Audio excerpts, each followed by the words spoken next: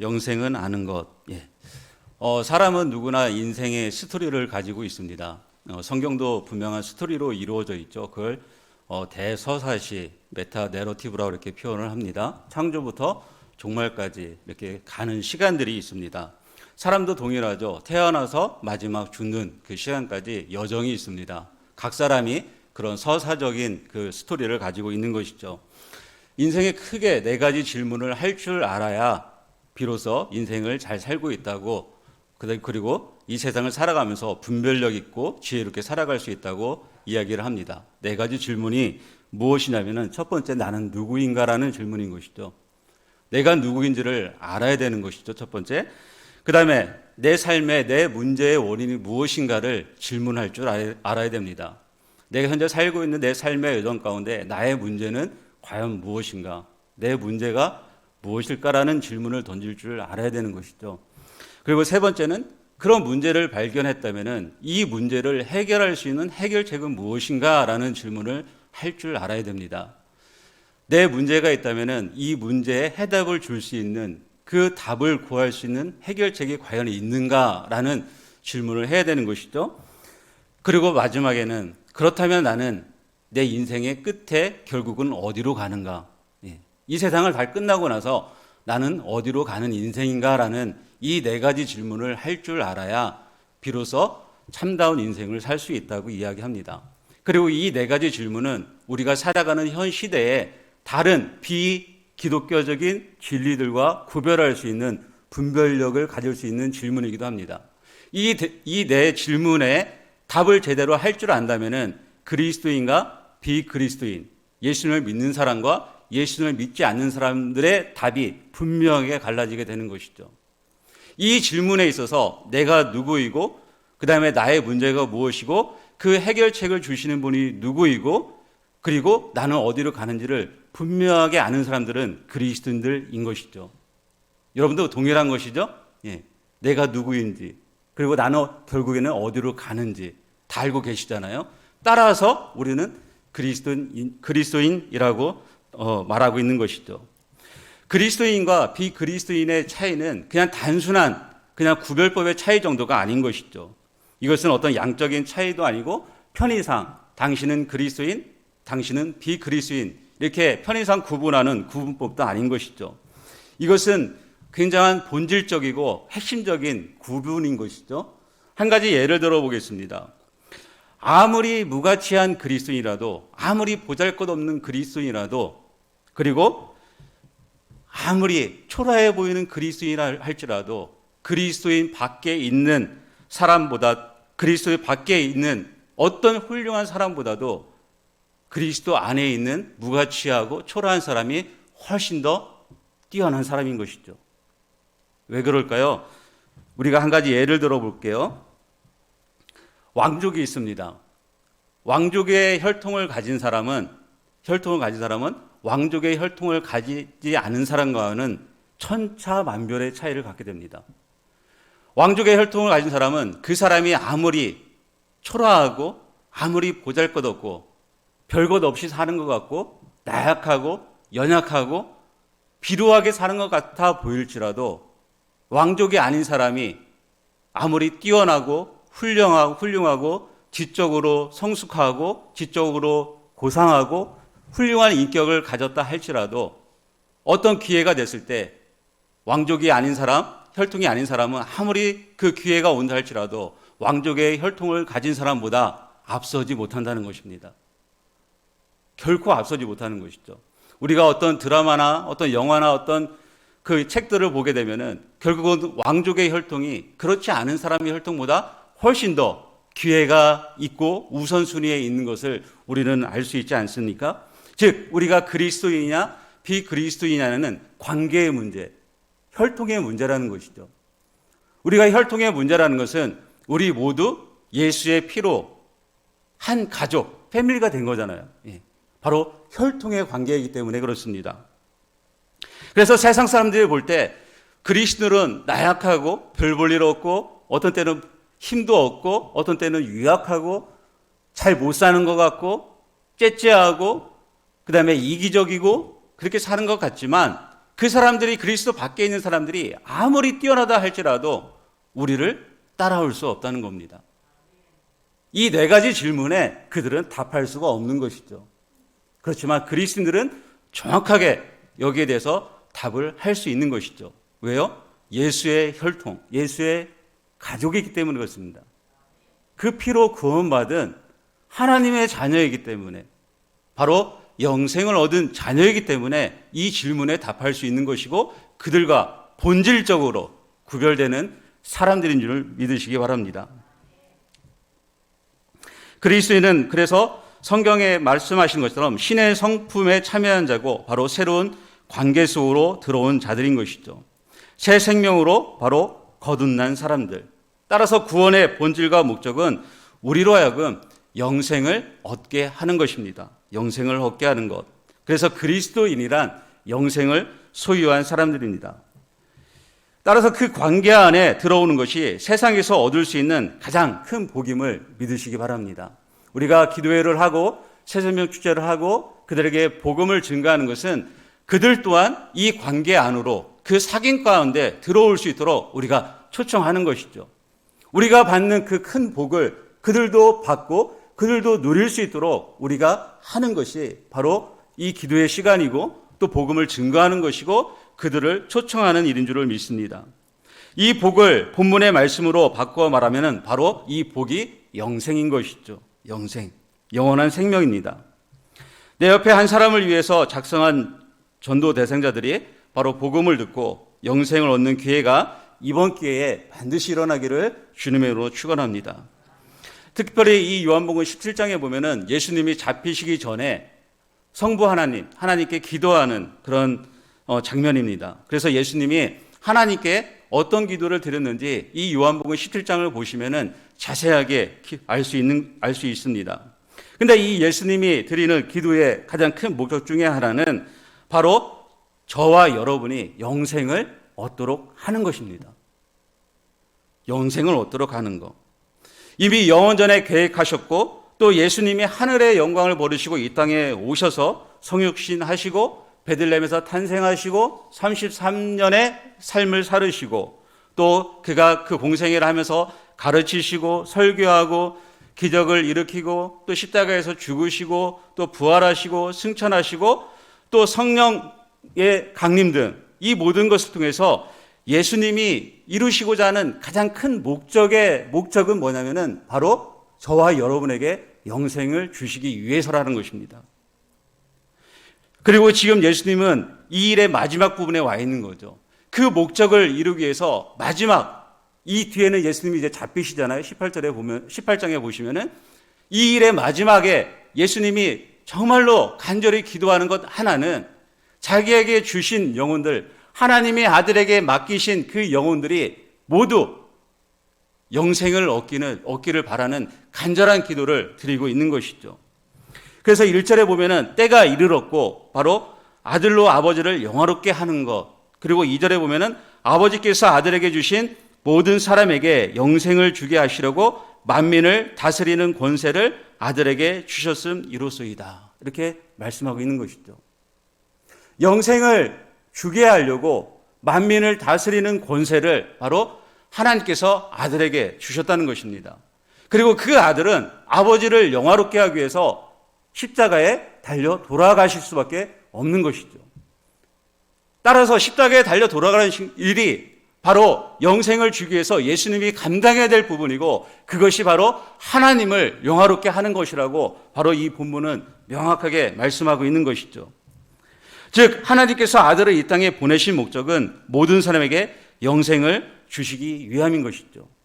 그리고 3절에 오늘 우리가 읽은 말씀 다시 한번 읽어보겠습니다. 시작. 영생은 곧 유일하신 참 하나님과 그가 보내신 자 예수 그리스도를 아는 것이니이다. 아멘. 예. 제가 가장 좋아하는 말씀 중에 하나입니다. 예. 제가 근무하고 있는 서점의 카운터 뒤편에 제가 이 말씀을 붙여놨죠. 서점에 오셔서 보신 분은 알겠지만 이 말씀이 거기에 붙어 있고 제가 만드는 모든 책갈피에는 이 말씀이 들어 있습니다. 예. 가장 좋아하는 말씀이기도 한데요. 주님이 이 땅에 오신 목적은 바로 영생을 주기 위함인데 그 영생은 곧 유일하신 참 하나님과 그가 보내신 자 예수 그리스도를 아는 것입니다. 아는 것. 예. 누구를요? 유일하신 참 하나님, 그리고 그가 보내신 자 예수 그리스도를 아는 것. 이렇게 표현하고 있습니다. 성경에서 말하고 있는 정의들이 있어요. 뭐 영생, 믿음, 구원, 은혜 이런 것들이 있는데 그런 단어들의 특징들을 보면은 반드시 성경이 성경으로 정의하고 있다는 것입니다. 사람이 해석하는 것이 아니라 은혜가 무엇인지, 믿음이 무엇인지, 그 다음에 구원이 무엇인지, 영생이 무엇인지 성경이 다 풀어서 말씀해주고 있는데, 여기서 분명하게 영생을 정의하고 있는 것은 유일하신 참 하나님과 그가 보내신 자 예수 그리스도를 아는 것이라고 말씀하고 있는 것이죠. 신약 성경의 가장 중심적인 부분이 있다면 우리가 아는 것처럼 영생입니다. 특별히 요한복음에 영생이라는 단어는 계속적으로 반복되고 있습니다. 또는 같은 말 생명으로도 계속 반복되고 있습니다. 우리가 잘 알고 있는 요한복음 3장 16절, 하나님이 세상을 이처럼 사랑하사 독생자를 주셨으니, 그 다음에가 뭐예요? 이는 저를 믿는 자마다 멸망치 않고, 여기는 소극적인 거죠. 멸망의 목적을 둔 것이 아니죠. 그 다음이 중요한 거죠. 뭡니까? 영생을 얻게 하려 하심이라. 예. 하나님께서 그 아들 독생자를 주신 것은 멸망보다는 바로 우리에게 영생을 주시기 위해서 그 아들을 이 땅에 보내신 것이 분명히 요한복음 3장 16절에 명시되어 있는 것이죠. 좀 더 나간다면은 그 아들을 통해서 우리에게 영생을 주시고 어떻게 한다고요? 요한복음 10장 10절에 보면은 뭐라고 표현되냐면, 내가 온 것은 양으로 생명을 얻게 하고 더 풍성히 얻게 하려는 것이라. 영생을 주신 것에서 그치지 아니하고 조금 더 나간다면은 예수님이 오신 목적은 양으로 생명을 얻게 해야 돼, 영생을 얻게 해야 돼, 그 영생을 더 풍성히 누리며 살 수 있도록 예수님이 이 땅에 오셨다는 것입니다. 그래서 이 땅에 친히 자신이 육신의 몸을 입으시고 자신을 낮추시고 죽으시고 부활하신 것은 우리에게 그 영생을 주시기 위한 것이고, 그리고 더 풍성히 한 삶을 누릴 수 있도록 그런 그런 사명을 감당하신 것이죠. 또한 사도 바울 또한 로마서에서 이렇게 선포하고 있지 않습니까? 로마서 6장 23절 같이 한번 우리 읽도록 하겠습니다. 시작. 죄의 삭은 사망이요 하나님의 은사는 그리스도 예수 우리 주 안에 있는 영생이니라. 예. 죄의 삭은 사망이요 하나님의 은사는 그리스도 예수 우리 주 안에 있는 영생이니라. 예. 사도 바울이 평생에 걸치면서 선포했던 메시지의 핵심 메시지인 것이죠. 자신이 경험한 부활의 예수를 만나고 나서 자신은 죄에 대해서 죽은 자요, 그리스도 예수 안에서 하나님에 대해서는 산 자로 바로 여기며 그는 평생을 사역을 감당하며 살았습니다. 자신은 죄에 대해서 죽은 자요, 그리스도 예수 안에서 하나님에 대해서는 산 자로. 그래서 예수는 주시다, 예수는 그리스도시다, 예수는 하나님의 아들이다. 너가 이것을 믿으면 너와 내 집이 구원을 얻으리라. 이렇게 선포하고 모든 메시지의 중심은 여기에 있다는 것이죠. 주님이 영생 그 자체이기에 그 주님을 소유한 사람만이 영생을 얻을 수 있는 것이고 풍성한 삶을 누릴 수 있는 것이죠. 죄에 대해서 죽은 자가 되는 것이고 그리스도 예수 안에서 하나님께 대해서 산 자가 진정으로 영생을 얻은 자이고 풍성한 삶을 누리는 자들이 되는 줄로 믿습니다. 바로 이번에 이런 우리 새생명 축제를 통해서 이러한 놀라운 기적의 역사들이 나타나기를 소망합니다. 그러면 우리가 이 영생을 어떻게 얻을 수 있을까요? 먼저는 2절에서 그 해답이 제시되어 있습니다. 2절 같이 한번 읽어보도록 하겠습니다. 시작. 아버지께서 아들에게 주신 모든 사람에게 영생을 주게 하시라고 만민을 다스리는 권세를 아들에게 주셨음이로소이다. 아멘. 아버지께서 아들에게 주신 모든 사람에게 영생을 주게 하시려고. 예. 이 말씀을 잘 읽어보면은 주체가 누구입니까? 아버지죠. 예. 스스로 얻는 게 아니라 아버지가 주는 거죠. 아버지가. 예. 아버지께서 아들에게 주신 모든 사람에게 영생을 주게 하시려고 아버지가 결국은 주어가 되는 거죠. 따라서 하나님께서 영생을 선물로 주시지 않는다면 누구도 영생을 가질 수 없다는 것입니다. 즉 영생은 하나님께로부터 오는 선물인 것이죠. 우리는 죄로 인하여 죽은 사람들이죠. 영적으로 죽은 사람이 하나님이 주시는 그 영생을 인간 스스로 노력해서 얻을 수는 없는 것입니다.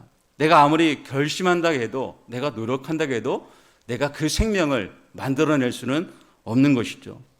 어느 누구도 자기 스스로 영원한 생명을 취할 수도 없고 생명을 연장할 수도 없고 죽지 않을 수도 없는 것이죠.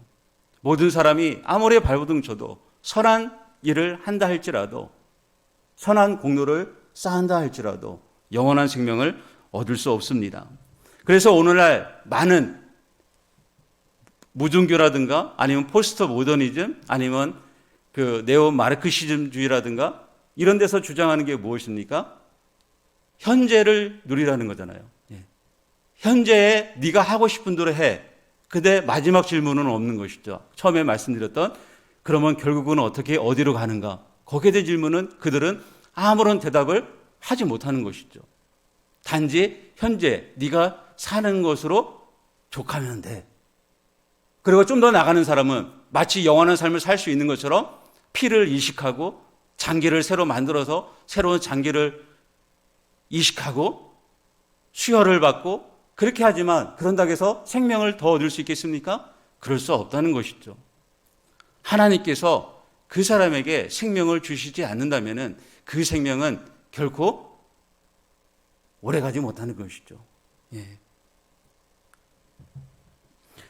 우리가 주변에서 이런 말 하죠. 저 사람은 세상에 법 없이도 살 수 있어. 법 없이도 사는 사람이야. 저 사람은 웬만한 그리스도인보다, 웬만한 종교를 가진 사람보다 훨씬 더 잘 살아. 그럼에도 불구하고 그 사람은 스스로 구원받을 수 없는 것이죠. 아무리 뛰어난 학자도 과학자도 스스로 구원할 수는 없는 것이죠. 아무리 이 세상에서 가장 깨끗하게 청변하게 청결하게 산다 할지라도 하나님이 보시기에는 죄에 얼룩져 있고 누추하고 더러운 하나님과의 관격이 떨어져 있는 사람의 죄인에 불과한 것이죠. 따라서 하나님이 선물로 주시지 아니하시면은 영생을 받을 수가 없다는 것이죠. 그래서 영생을 우리가 받는 것은 전적으로 하나님의 은혜이고 하나님의 선물인 것이죠. 우리가 전도대회에서 기도하지만 그의 모든 주권은 바로 하나님께 있는 것이죠. 우리가 하는 것은 우리가 할 수 있는 것까지 하는 겁니다. 우리가 그 영혼을 위해서 중보하는 것이고 그 영혼에게 할 수 있는 친절을 베풀고 환대를 베풀고 복음을 증거하고 그 영혼을 위해서 찾아가고 할 수 있는 것까지 하는 거고 그 다음은 하나님께 모든 것을 위탁하는 것이죠. 에베소서 2장 8절에서 9절에 이렇게 말씀하고 있지 않습니까? 같이 한번 볼까요? 시작. 너희는 그 은혜에 의하여 믿음으로 말미암아 구원을 받았으니 이것은 너희에게서 난 것이 아니요 하나님의 선물이라. 행위에서 난 것이 아니니 이는 누구든지 자랑하지 못하게 함이라. 아멘. 전적인 하나님의 선물이고 하나님의 은혜인 것이죠. 어느 누구도 자신의 행위로, 자신의 공로로, 자신의 노력으로 내가 동의했다고 해서 되는 게 아니죠. 하나님의 일방적인 선물인 것이죠. 주권은 전적인 하나님께 있는 것입니다. 아버지께서 주시는 것이지, 아버지께서 그 아들 예수를 통해서 주시는 것이지 내 스스로 행위나 공로가 개입되지 않는 것이죠. 그래서 신약성경의 메시지는 하나님의 이 은혜에 대한 말씀이고 받을 자격이 없는 죄인에게 베푸신 놀라운 하나님의 은혜의 선물에 대한 이야기들로 가득 차 있는 것이죠. 따라서 오직 예수 그리스도 외에는 구원받을 만한 다른 이름을 주시지 않았음을 분명히 우리는 알아야 되는 것이고 또 우리는 그 예수를 통해서 구원받을 수 있음을 자신 있게 또 정확하게 우리 전도 대상자들에게 전해야 될 줄로 믿습니다. 또한 우리 전도 대상자들이 이 귀한 바로 선물로 주시는 영생의 이 축복을 너무 늦게 받아들이지 않도록 우리는 끊임없이 그 영혼들에서 기도하고 또 증거하고 또 전해야 될 줄로 믿습니다. 그럼 3절에 보시면은 이 선물로 주시는 이 영생이 무엇인 데서 더 잘 정의해 주고 있습니다. 본문에서 말씀하신 것처럼 궁극적인 문제는 하나님을 아느냐는, 그가 보내신 예수 그리스도를 아느냐는 질문으로 시작되고 있습니다. 호세아서 4장 6절에 보면은 이스라엘 백성들이 망한 이유를 단적으로 지적하고 있습니다. 내 백성이 지식이 없으므로 망하는도다. 이스라엘 백성들이 망하는 이유가 있었는데 그것은 여호와 하나님을 아는 지식이 없기 때문에 망한다고 분명하게 선포하고 있는 것이죠. 하나님을 알려고도 하지 않고 또 하나님을 아는 지식을 내팽개쳐 버리고 하기 때문에 내 백성들이 망한다고 말씀하고 있는 것입니다.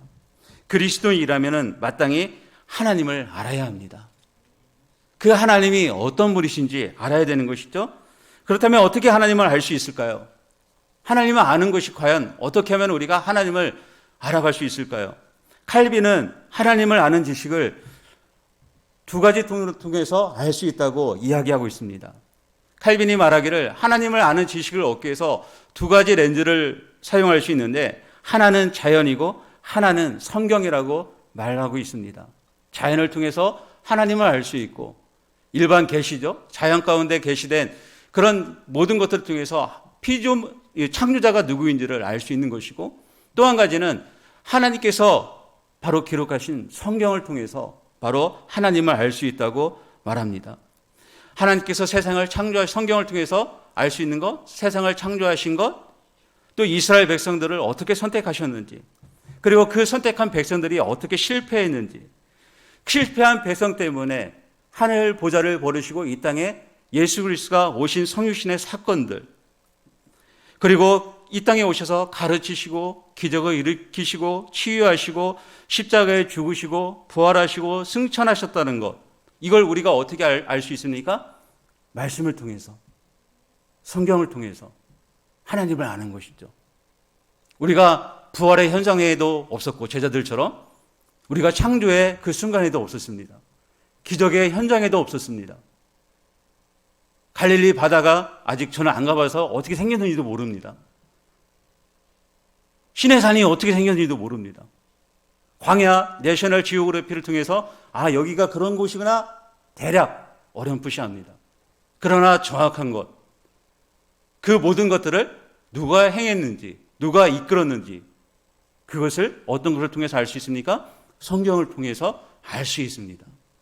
그리고 우리는 그것을 믿음으로 받아들입니다. 대단한 거죠. 예.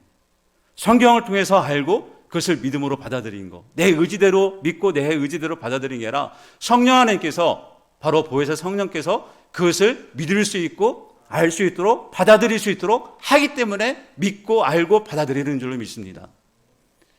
그렇지 않다면은 다른 사람들도 분명히 믿고 알고 받아들이는데 그렇지 않잖아요. 예. 그 역할을 해줘야만이 성령께서 믿을 수 있도록, 알 수 있도록, 받아들일 수 있도록 해줘야만이 우리가 알 수 있는 것이죠. 저는 바로 우리가 기도하고 있는 그 대상자들이, 그 전도 대상자들이 바로 제시하는 그 복음을 영안이 열려서 믿고 알고 받아들이는 놀라운 기적을 경험하기를 주님의 이름으로 축원합니다. 특별히 본문에서 예수님은 우리가 믿는 하나님, 우리가 안다고 하는 그 하나님 앞에 수식어를 붙입니다. 유일하신 참.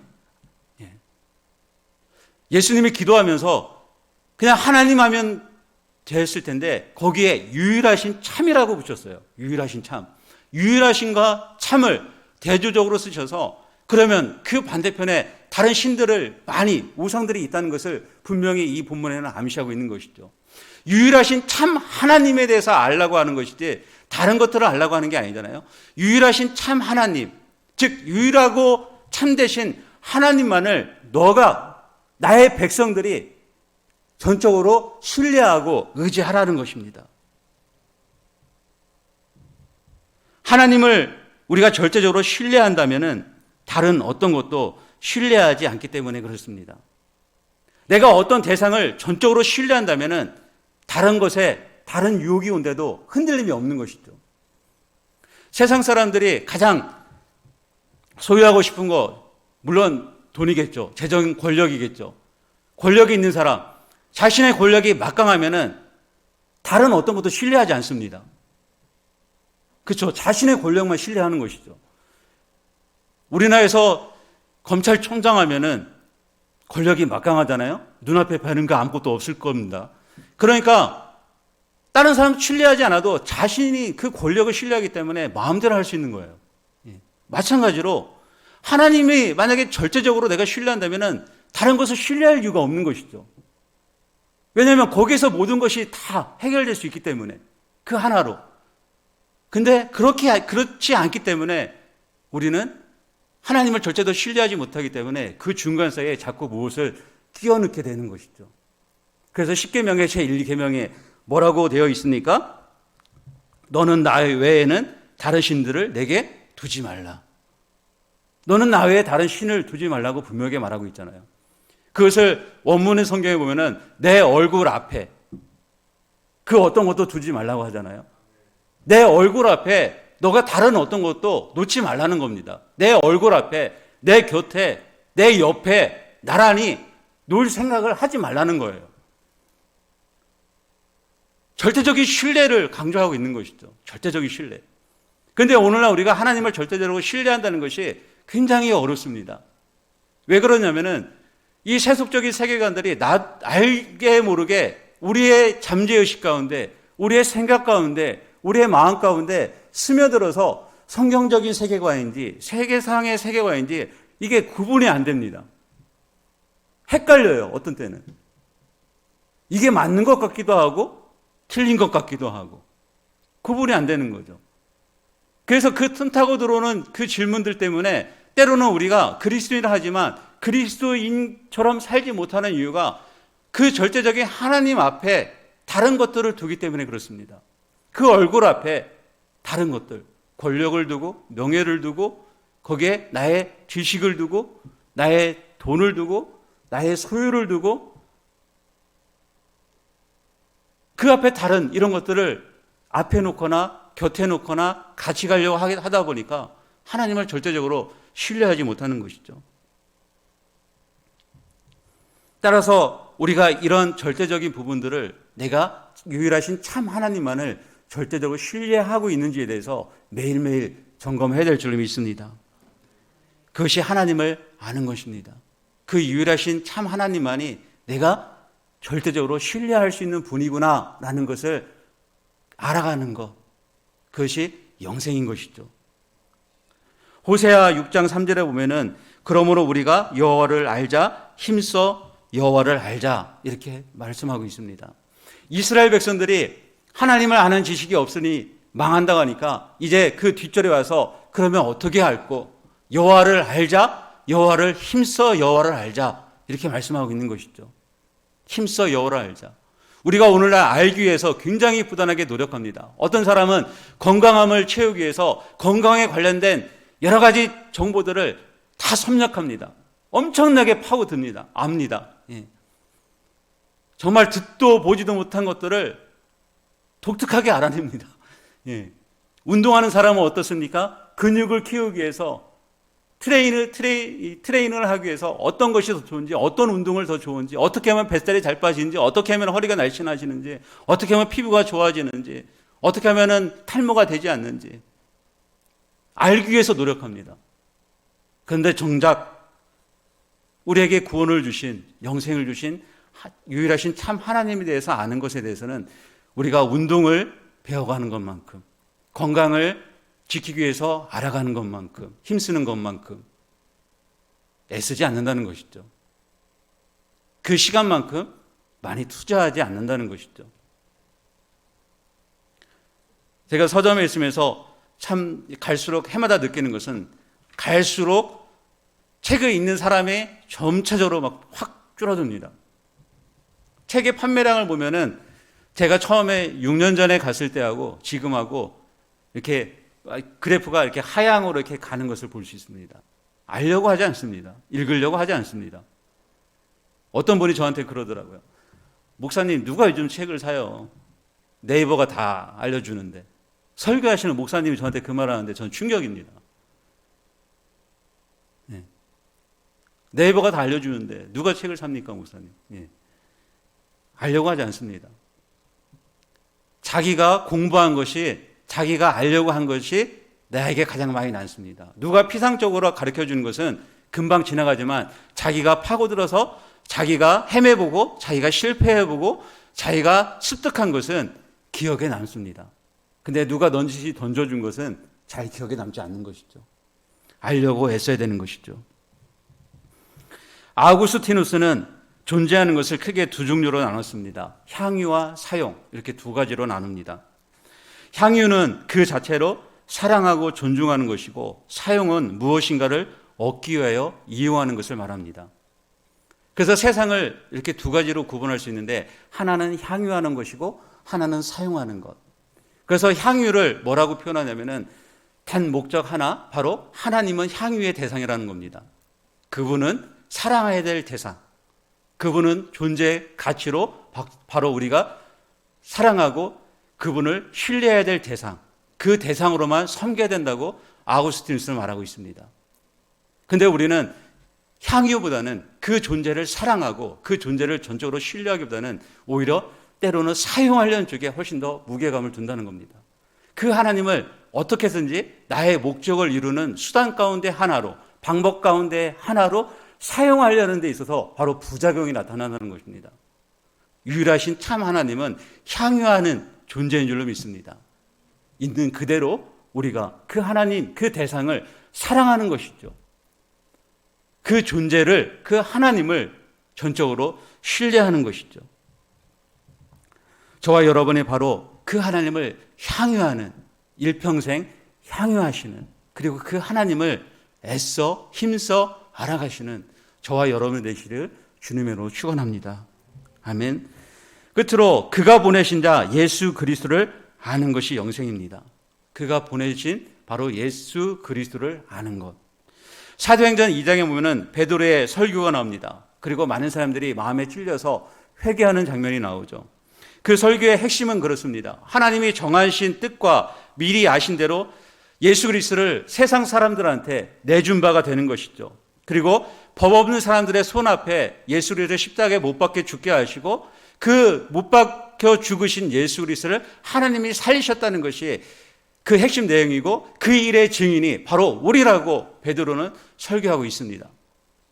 그 일의 증인이 바로 우리다.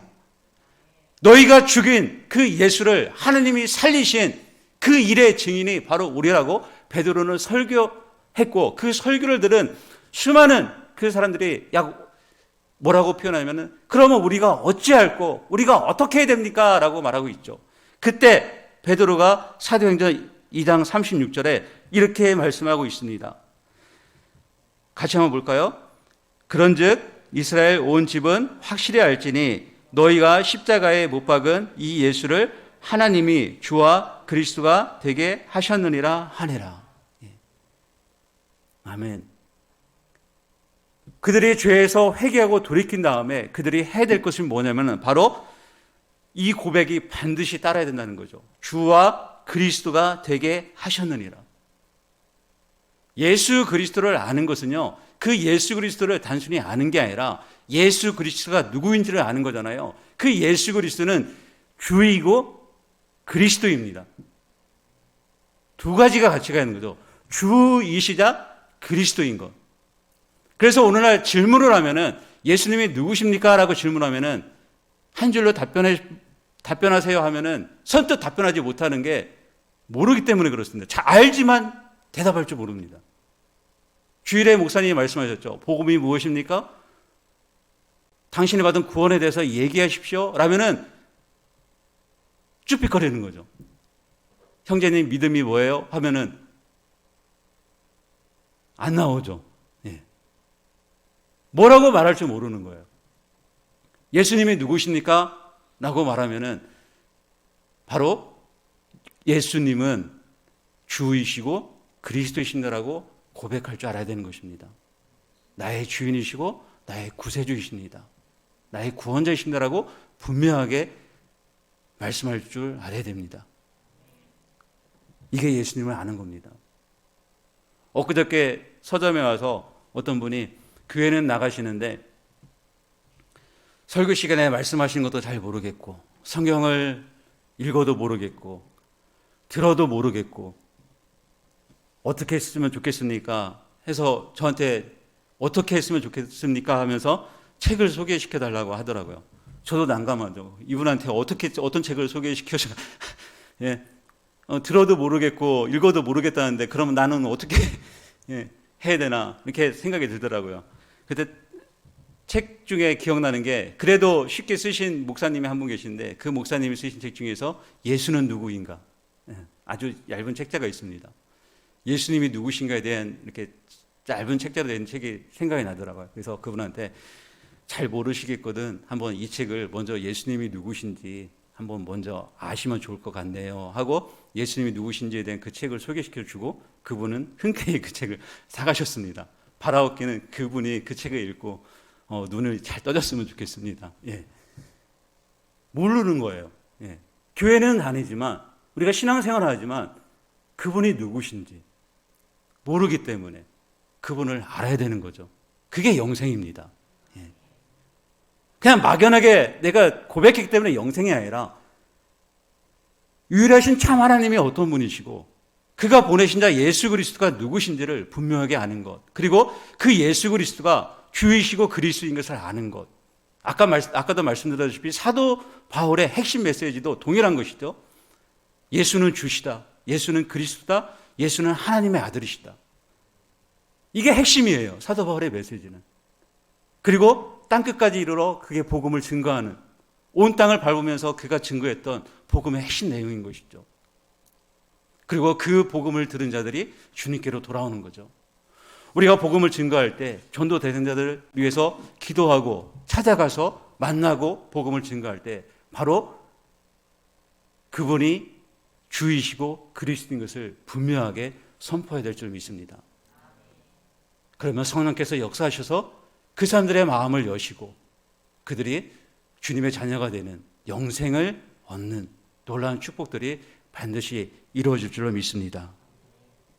이번 새생명 축제에 바로 이러한 놀라운 역사들이 일어나기를 간절히 소망합니다. 또한 우리 생수 공동체 안에 참으로 유일하신 참 하나님과 예수 그리스도를 더 힘써 알아가는, 열망하는 그러한 일들이 계속적으로 일어나기를 소망합니다. 말씀과 기도를 통해서 그 하나님을 더 알아가고, 더 알아감을 통해서 더 예배하고 더 하나님 앞에 나가는, 정말로 이 시대에 본을 보일 수 있는 바로 이곳을 통해서 복음의 지경이 넓어지는 놀라운 역사들이 일어나기를 주님의 이름으로 축원합니다.